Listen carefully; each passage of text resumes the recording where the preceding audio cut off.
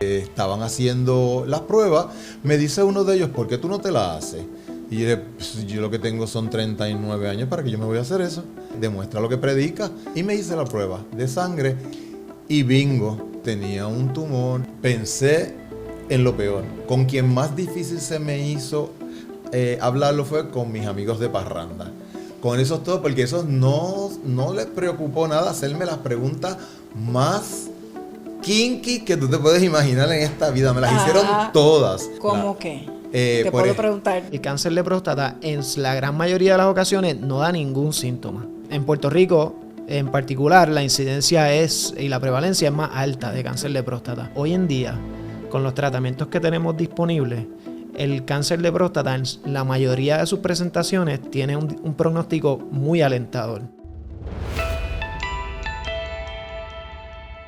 Saludos y bienvenidos al Hopecast, el podcast de la esperanza de la Sociedad Americana contra el Cáncer de Puerto Rico. Hoy en Hopecast hablamos de un tema que impacta a miles de hombres en Puerto Rico, en Estados Unidos y alrededor del mundo, que es el cáncer de próstata. Es el tipo de cáncer más común en hombres y una de las principales causas de muerte de cáncer en nuestra población. 1 de cada 8 hombres será diagnosticado con cáncer de próstata. En hombres hispanos, el riesgo puede ser inclusive mayor debido a factores genéticos, acceso desigual a la salud y falta de discernimiento temprano. Sin embargo, gracias a los avances médicos, la detección temprana y los tratamientos disponibles, hay cada vez más razones para la esperanza. La mayoría de los casos detectados a tiempo son altamente tratables, con tasas de supervivencia superiores al 98%, a 5 años cuando se diagnostican en etapas tempranas. En este episodio nos acompaña el doctor François Soto Palau, urólogo especialista en cirugía robótica, para ayudarnos a entender mejor qué es esta enfermedad, cómo detectarla a tiempo y qué los pacientes pueden hacer para vivir una vida plena después de un diagnóstico. Pero antes, si acabas de ser diagnosticado con cáncer de próstata, te invito a que escuches el siguiente testimonio de un hombre quien a sus 39 años, y a pesar de llevar un estilo de vida saludable, siendo salubrista y educador, le tocó enfrentar su diagnóstico de cáncer de próstata. Este segmento es auspiciado por el Programa de Control Comprensivo de Cáncer adscrito al Centro Comprensivo de Cáncer de la Universidad de Puerto Rico. Compartir nuestras experiencias nos fortalece. Hoy tengo el honor de conversar con un hombre que enfrentó el cáncer de próstata con valentía y la seguridad que encontró a través de la educación. Su historia no solo habla del poder de la esperanza, pero también de todo lo que se descubre de sí mismo y más aún, cuando te has dedicado a brindar apoyo a pacientes de cáncer y a cuidadores y luego te toca vivir la experiencia en carne propia. Bienvenido, Miguel Cisamone. Bienvenido, Miguel Ángel. Muchas gracias. Gracias por estar aquí con nosotros. Miguel Ángel, ¿cómo comenzó todo para ti? Mira, yo ya llevaba como 27 años trabajando para la Sociedad Americana contra el Cáncer cuando a mí me diagnosticaron. Y casualmente trabajaba, en ese momento tenía un programa de educación médica a la comunidad. Así que me dediqué con la Asociación de Urólogos, la Sociedad Urológica de Puerto Rico, a llevar clínicas a través de toda la isla, y era una experiencia buenísima porque tuvimos la oportunidad de ver, pero ahí bien presencial, cuáles eran los tabús, los miedos, las preguntas no contestadas que tenían la mayoría de los caballeros indiferentemente de sus edades. Porque lo mismo íbamos a una comunidad, que íbamos a un asilo, que íbamos a un hogar de personas de la tercera edad a llevar estos servicios. Y las preguntas, los miedos y los tabús eran los mismos. Así que en una de las veces que estaban haciendo las pruebas, me dice uno de ellos, ¿por qué tú no te la haces? Y yo dije, pues, yo lo que tengo son 39 años, ¿para qué yo me voy a hacer eso? Me dice, pues por nada tú le tienes miedo, demuestra lo que predica. Me lo hizo como una broma, pero yo dije, pues vamos. Y me hice la prueba de sangre y bingo, salió un número que para mi edad, mi peso y mi actividad física, pues no era como que muy común. No correspondía. No correspondía, exacto. Pues de ahí, pues me empecé a preocupar de por qué ese número, y entonces pues nada, le di la correspondiente, ¿verdad? Importancia. Le di la correspondiente importancia, así que pasé entonces a un próximo médico, a otro especialista, que entonces me mandó a hacer otros estudios que fueron los que confirmaron que definitivamente tenía un tumor, era un tumor número 3, y ocupaba como un 3% del core, que es el centro de la próstata. Tú no habías tenido síntomas hasta ese momento, tú no habías tenido nada, no habías sentido realmente nada. Absolutamente nada.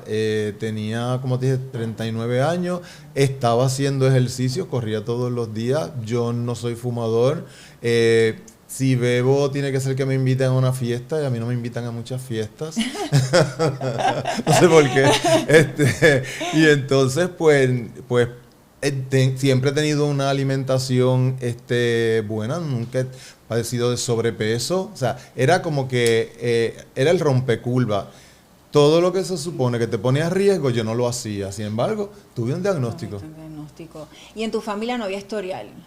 En mi familia hasta ese momento no había historial, pero sí, luego mi tío tuvo un diagnóstico.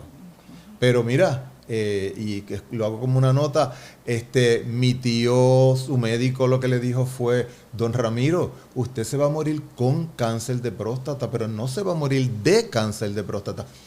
Y nos dejó con la bomba de los 100 años, porque teníamos ya comprada la bomba de celebrarle los 100 años cuando falleció. Oh, wow. Pero que realmente no murió por cáncer de próstata. Para nada, murió de viejito. Exacto. Que es una de las cosas que muchas personas no conocen, que es que hay personas que pueden vivir con cáncer de próstata toda su vida o por muchos años, inclusive ni se llegan a enterar de que lo tienen. Exacto. Pero es importante hacerse las pruebas para que puedan detectarlo a tiempo. Claro. Es sumamente importante que cuando ya uno tiene 40 años, muy tranquilamente, con tu médico de cabecera, con tu médico primario, con el médico que tú acostumbras ahí, a lo mejor eres diabético y tienes un médico que te atiende eso, pero habla con él y dile: mira, en mi familia yo tengo un tío que tuvo cáncer de próstata. O, doctor, ¿usted cree que es el momento de que ya yo empiece a hacerme las pruebas? Es una simple conversación, deja que el médico sea quien te diga qué procede. Como trabajabas con la sociedad la Sociedad Americana contra el Cáncer, porque ahora eres director del Hope Lodge, ¿verdad? En aquel momento todavía no eras director del Hope Lodge. Estabas expuesto a información, ¿verdad? Sentías algo educado sobre el tema. ¿Cómo te sentiste cuando te enteraste? Pues mira, yo llevaba mucho tiempo como educador en la comunidad.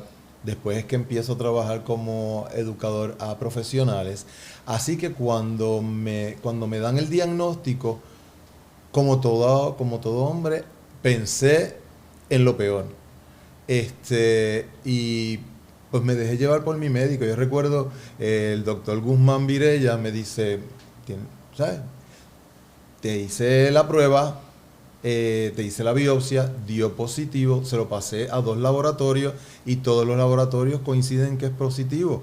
¿Qué vamos a hacer? Y yo le dije: dime tú, ¿qué vamos a hacer? ¿Qué tú harías? Le dije, siempre recuerdo que le dije: ¿qué tú harías si fueras Miguel Ángel? Ok, ahora yo soy Guzmán Virella, tú eres Miguel Ángel, dime qué tú harías. Y él me dijo: mira, Miguel Ángel, yo haría esto. Y yo me dejé llevar por lo que me dijo mi médico, que me dio más de una alternativa. Y cuando fui a ver el cirujano volvió a darme varias alternativas, porque eso de que tan pronto te sacan la próstata, el médico tan pronto te diagnostican con el cáncer de próstata, el médico te dice: hay que sacártela. Señores, no se lo crean, porque eso no es así. Hay varias alternativas y los médicos te van a decir todas esas alternativas. Claro, esas alternativas tienen que ver, primero, con cómo tú estés emocionalmente, con cómo tú lleves tu vida, porque si eres un hombre atlético, pues es diferente la alternativa que tienes. ¿Qué edad tú tienes? Ya ves, a mi tío le dijeron: no le vamos a hacer nada, don Ramiro, mire, si usted no se va a morir de eso, se va a morir con eso. Y efectivamente, o sea, vas a ver que los hombres tenemos varias alternativas. No tengas ese miedo de que me van a sacar la próstata y me va a pasar esto y aquello, porque no. Sí, que en muchas ocasiones, ¿verdad? Piensan en fertilidad, obviamente la sexualidad, etcétera, etcétera. ¿Te operaron, te dieron radioquimo, tuviste efectos secundarios? Yo fui cirugía porque esa era la alternativa que más me convenía.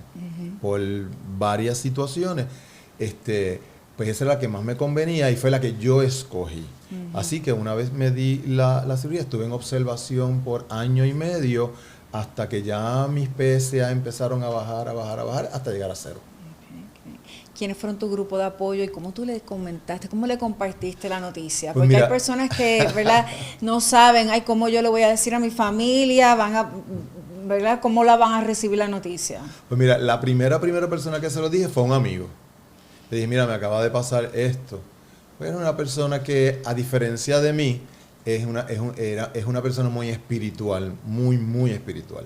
Y entonces se lo comenté y me dice, pues entonces ahora tienes que hablarlo con tu familia. Y lo hablé con mi familia. Con quien más difícil se me hizo hablarlo fue con mis amigos de parranda. Con esos todos, porque esos no les preocupó nada hacerme las preguntas más kinky que tú te puedes imaginar en esta vida. Me las hicieron todas. Antes de la operación y después de la operación. Yo saqué, pues obviamente de haber trabajado con la sociedad por tanto tiempo, pues tenía unos conocimientos y saqué las respuestas para dárselas, las respuestas correctas y las respuestas, la verdad. ¿Cómo qué? ¿Te puedo preguntar?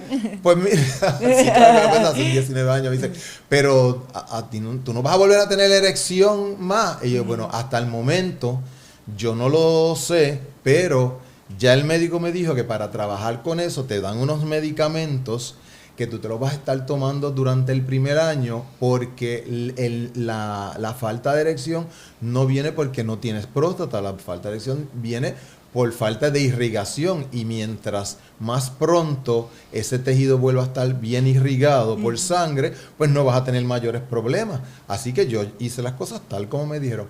Pero esa era la pregunta obligada. O sea, yo tenía, como trabajo con la sociedad, pues tengo grupos de amigos en Mayagüez, en Arecibo, en Ponce. Cada vez que llegaba mi grupo de panas, ¿cómo estás? Oye, Miguel Ángel, supe lo tuyo. Mira, ven acá. Y ahí venía la pregunta. Y yo, bueno, pues vamos a contestarla. Sí. Pues porque como educador, como amigo y como persona responsable, pues tenía que contestar para que ellos no tuvieran miedo en el futuro. ¿Y sabes qué?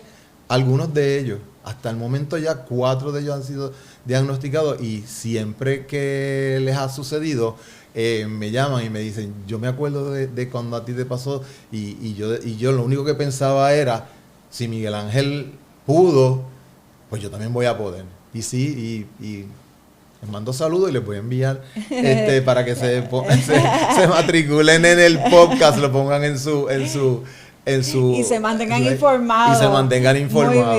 Muy bien, me encanta. Así que se lo sugiero. Igual a todos los que nos están viendo o escuchando, pues compartan el podcast para que sepan que realmente hay esperanza y que los avances en la tecnología y la medicina pues han ayudado mucho en este proceso.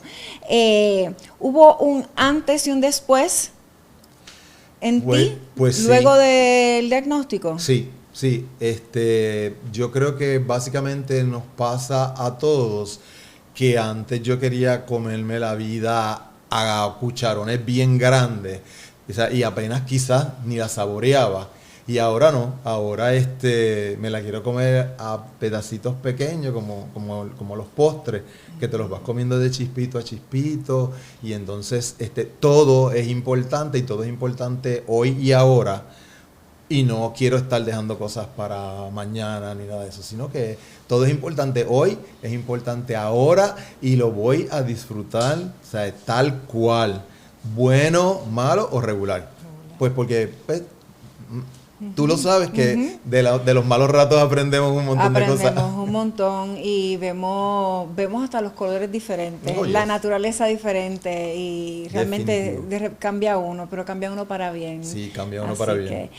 ¿Qué palabras tienes para cerrar? ¿Qué palabras tienes de esperanza para todos aquellos que acaban de ser diagnosticados con cáncer? Mira, yo, ¿verdad? Lo mencioné, yo no soy una persona muy espiritual, pero sí soy un fiel creyente en la educación, porque esa es mis raíces profesionales, son educación, y también soy muy salubrista. Así que las palabras que le puedo decir es a cada uno de esos caballeros que nos están mirando. Y las damas, porque detrás de cada hombre de éxito hay una mujer que lo lleva a palo.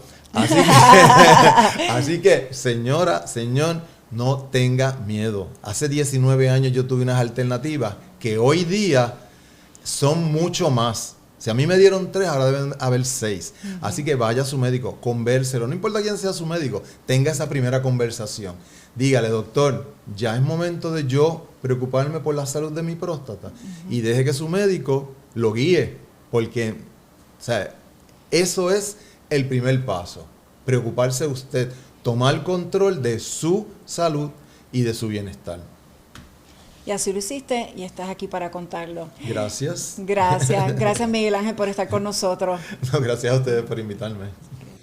Bueno, y 1 de cada 8 hombres serán diagnosticados con cáncer de próstata. Cáncer más común que padecen los hombres después del cáncer de la piel. Y es una de las enfermedades más temidas por los hombres. Uno de los retos es que simplemente los hombres tienden a no hablar de sus padecimientos o a permanecer callados o no visitar al médico. Y también le huyen a realizarse la prueba de tacto rectal. Para conversar de este tema crucial para la salud masculina, le damos la bienvenida al doctor François Soto Palou, urólogo especialista en manejo médico quirúrgico de piedras en el tracto urinario y cirugía robótica y mínimamente invasiva. Especialización que realizó en la prestigiosa Universidad de Duke University en Carolina del Norte. Gracias por estar con nosotros, doctor. Gracias por la invitación, para mí es un placer estar aquí. Menciono de su especialización porque quiero establecer la relación realmente de esa especialización con la condición de cáncer de próstata en términos del tratamiento, ¿no? de los pacientes. Cuando llega un paciente a su oficina, doctor, ¿qué es lo primero que usted le dice en términos de cáncer de próstata y a qué se está enfrentando y qué es lo que está pasando en su cuerpo? Sí, pues mira, la cirugía robótica o cirugía mínimamente invasiva juega un rol sumamente importante en el tratamiento de pacientes con cáncer de próstata localizado. Y pues eso primordialmente fue lo que me llevó a mí a hacer la subespecialidad allá en Carolina del Norte. ¿Verdad? Siempre con miras a regresar aquí a Puerto Rico a tratar a mi gente. Pues mira, lo primero que yo me enfoco cuando veo un paciente con cáncer de próstata que me envían a la oficina, siempre es calmarlo, ¿verdad? Un paciente que llega con un diagnóstico reciente de cáncer de próstata es un paciente que llega con mucha ansiedad. Y eso es algo entendible, ¿no? A cualquier paciente, a cualquier persona le daría mucha ansiedad un diagnóstico de cáncer. Pero a mí me gusta enfocarme en tratar ese aspecto humano y tratar de calmar a un paciente con un diagnóstico de cáncer de próstata, porque la realidad es que hoy en día, con los tratamientos que tenemos disponibles, el cáncer de próstata en la mayoría de sus presentaciones tiene un pronóstico muy alentador. Y me da mucha satisfacción comenzar nuestra conversación de esa manera, decirle, mire, usted llegó a tiempo, se le cogió su enfermedad a tiempo, ¿verdad? Con el favor de Dios, y hay solución, ¿verdad? A su condición. Y, ¿verdad? Tratar de escalar esa ansiedad, para mí siempre es lo primordial. ¿Cuán común es el cáncer de próstata en los hombres aquí en Puerto Rico y en la comunidad latina, hispana? Pues mira, en Puerto Rico la prevalencia de cáncer de próstata es como 140 de cada 100,000 hombres. Y en Estados Unidos yo te diría que es como 115 o 113 pacientes, 115 o 113 por cada 100,000 hombres. En Puerto Rico en particular, la incidencia y la prevalencia es más alta de cáncer de próstata.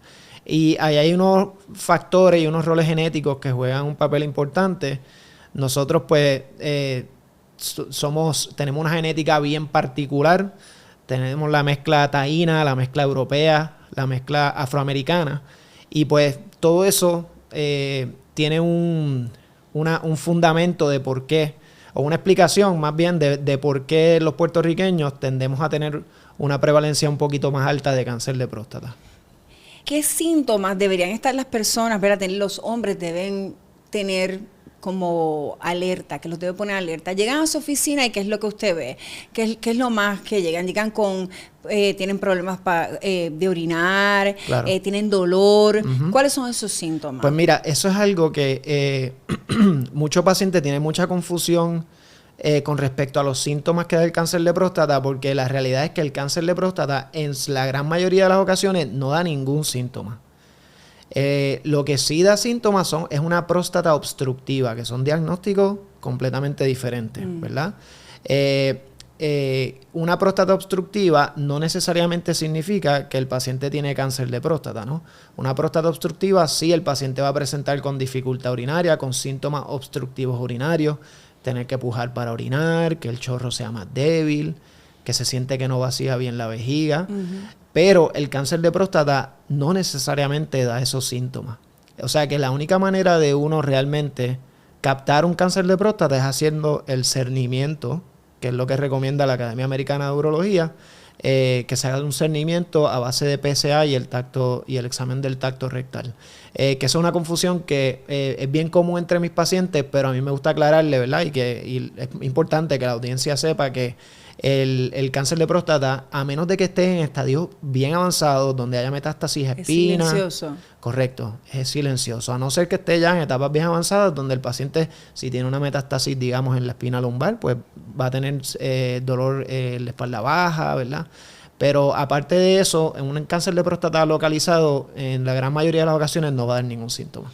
En términos de esas pruebas de cernimiento, doctor, ¿los hombres realmente le huyen a hacerse, una, a visitar al médico y dos, a hacerse la prueba tacto rectal? Claro, cierta, o sea, eso a nadie le gusta, ¿no? Es un examen incómodo para todo el mundo.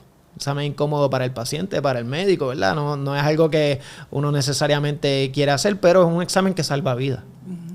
Es un examen que salva vidas y para mí es importante recalcar eso con los pacientes. Además, por lo general, un paciente que tiene un PSA elevado o un paciente que viene para su primera visita, no necesariamente va a necesitar un examen rectal en esa primera visita. Para mí lo importante es que lleguen a la oficina, ¿verdad? Y hablamos, conversamos. Hoy en día hay herramientas adicionales que tenemos como el MRI, que es un estudio de imagen que nos da un poquito más de precisión para determinar qué paciente está a un poquito más alto riesgo de tener cáncer de próstata. O sea que yo le exhorto a los pacientes que le tienen miedo al examen rectal, que por lo menos se hagan un PSA y que vengan a la oficina y tenemos una conversación, ¿verdad? A lo mejor no sea necesario hacerle el examen rectal de inicio.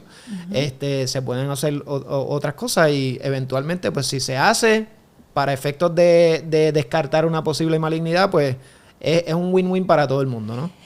Doctor, yo como mujer, ¿qué le digo a mi hijo, por ejemplo, o a mi pareja en términos de visitar al doctor y de cuán frecuente y cuán frecuente deben estar visitándolo y cuán frecuente se deben estar haciendo las pruebas de cernimiento? Sí, pues esa es una pregunta interesante y cargada y mucha controversia, yo te diría, de cuándo es que se recomienda que se empiece el cernimiento de cáncer de próstata. Depende de la autoridad a la que tú te refieras, ¿no? Puede ser que tengas contestaciones diferentes. Por ejemplo, la autoridad europea en urología, pues a lo mejor recomienda que se empiece el cernimiento un poquito más tarde.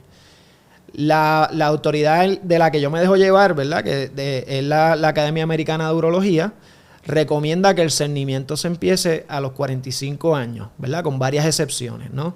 Un paciente que tenga un historial familiar bien prevalente de cáncer de próstata, un paciente que tenga un abuelo, un padre, un tío que se haya diagnosticado con cáncer de próstata agresivo a temprana edad, pues ese paciente se debería empezar su cernimiento a los 40 en vez de a los 45.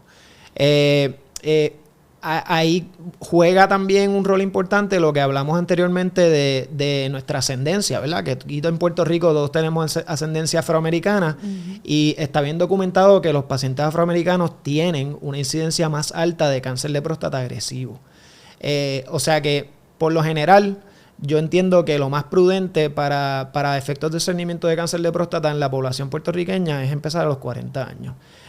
Pero el sweet spot, ¿verdad? Como quien dice, para diagnosticar un cáncer de próstata que potencialmente podría acabar con la vida de un paciente, es entre los 45, 55 hasta los 69 años. ¿Se puede vivir con cáncer de próstata? Sí, sí. El cáncer de próstata, mira, podemos tener una conversación aquí de 3 horas porque es un mundo, es bien complejo. Y el cáncer de próstata viene de diferentes categorías, ¿verdad? Está las categorías menos agresivas, el grado de la enfermedad, nosotros lo clasificamos de grado 1 a grado 5. Hay algunos de esos cánceres, ¿verdad? Yo le digo a mis pacientes que es algo que yo aprendí de uno de mis mentores, que el cáncer puede ser un gatito o puede ser un león. Y mi trabajo como médico es identificar cuál es el león y cuál es el gatito, porque el cáncer de próstata en muchas de las ocasiones es bastante indolente, tiende a crecer bien lento, tiende a no progresar. O sea que hay alternativas que de hecho son el standard of care, ¿verdad? Para enfermedades de bajo grado, que es lo que se llama el protocolo de vigilancia activa, que no es un tratamiento per se como tal, sino es un seguimiento del paciente que se le da cada 6 meses con un PSA, se le repite una biopsia de próstata luego de la biopsia inicial, una biopsia confirmatoria dentro de los primeros año a 2 años. Se puede utilizar también la herramienta del MRI, o sea que el paciente no entra en un protocolo de tratamiento como tal, sino que se observa. Y el propósito de ese protocolo de vigilancia activa es evitarle al paciente los posibles efectos secundarios de un tratamiento que potencialmente es innecesario para un cáncer que posiblemente no va a progresar y no le va a causar, no va a acabar con la vida del paciente, y a la misma vez garantizar que capturamos el cáncer si hubiese una progresión. Ese paciente diagnosticado pasó por una biopsia, luego, ¿cuáles son los tratamientos? ¿Cómo han avanzado los tratamientos? Porque ya obviamente no son tan invasivos como a lo mejor lo eran anteriormente, ¿no? Hablando de los efectos secundarios que acaba de mencionar. Sí. Pues mira, en los tratamientos para cáncer de próstata localizado se basan principalmente en 2 alternativas, ¿no? Está lo que es la cirugía y entonces lo que es la radiación.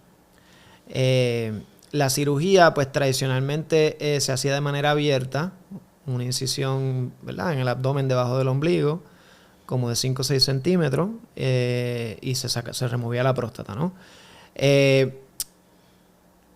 En los últimos, yo diría que a partir como del 2004-2005 se introdujo la tecnología del robot, que es un instrumento que nos da un poquito más de precisión al momento de hacer esa cirugía y tratar de mitigar algunos de los efectos secundarios que pueden afectar la calidad de vida del paciente a largo plazo después de una cirugía de cáncer de próstata.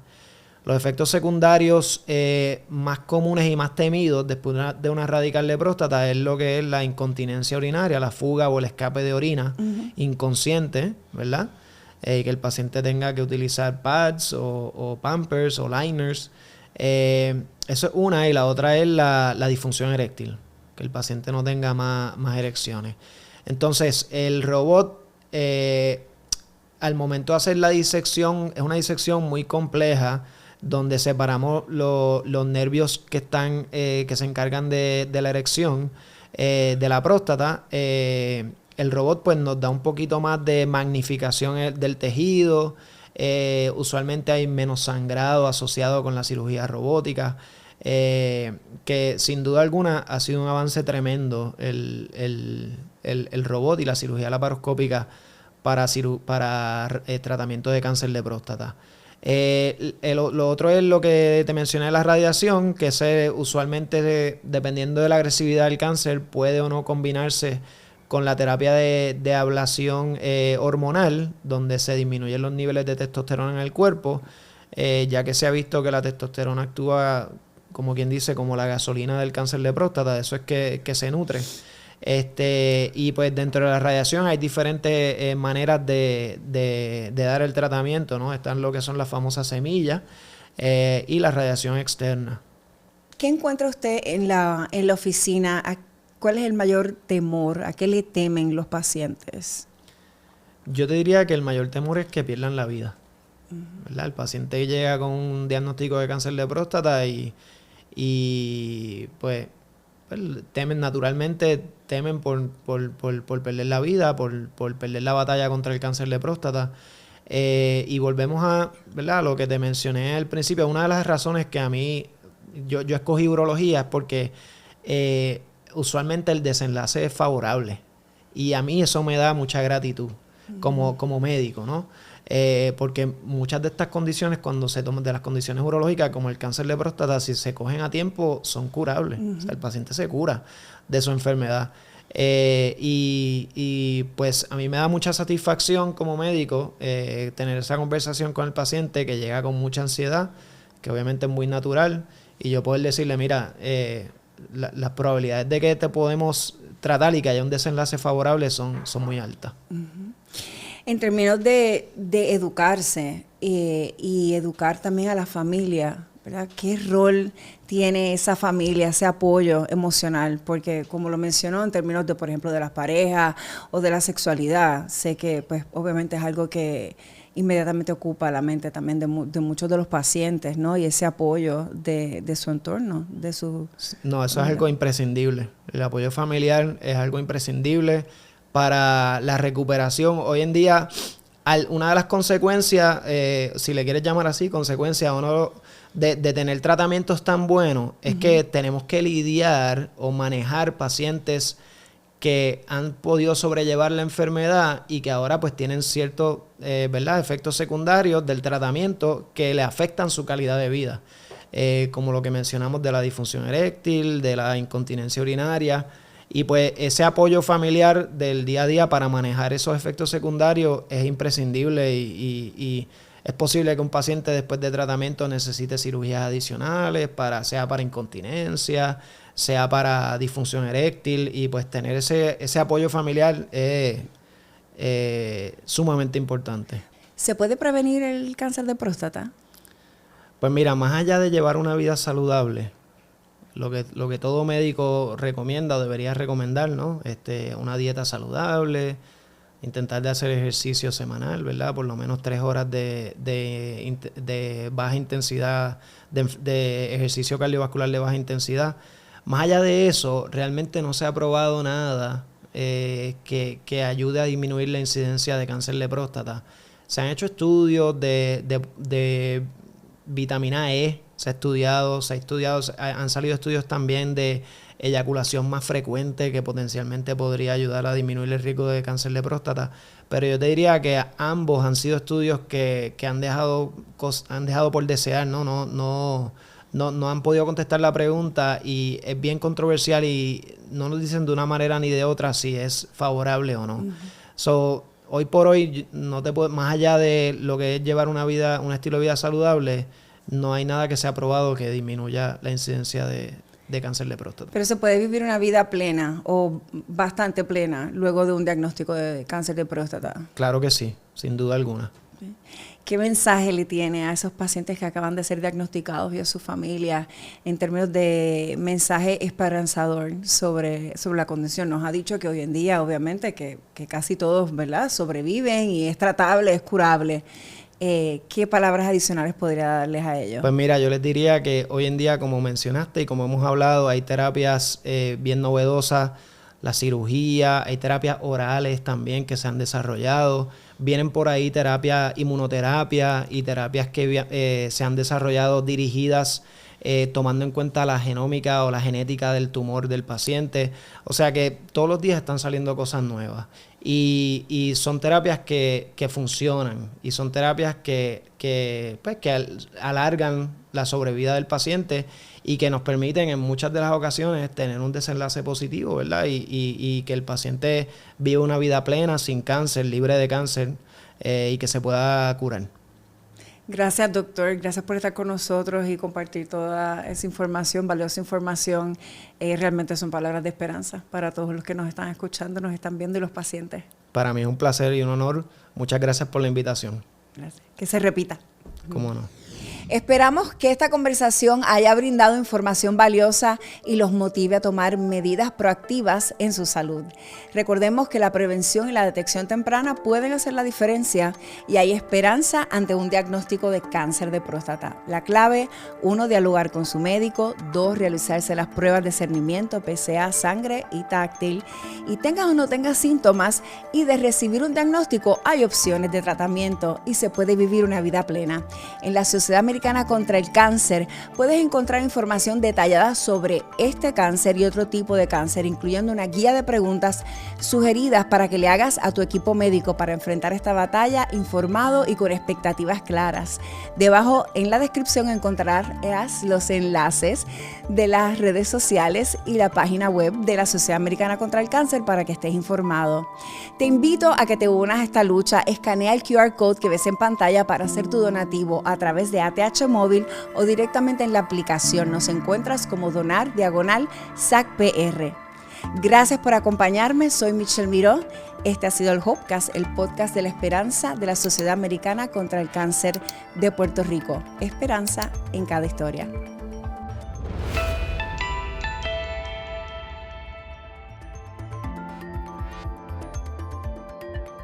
La información presentada en Hopecast es de carácter educativo. No sustituye diagnóstico, tratamiento ni consejo médico profesional. Consulte siempre a su médico o profesional de la salud.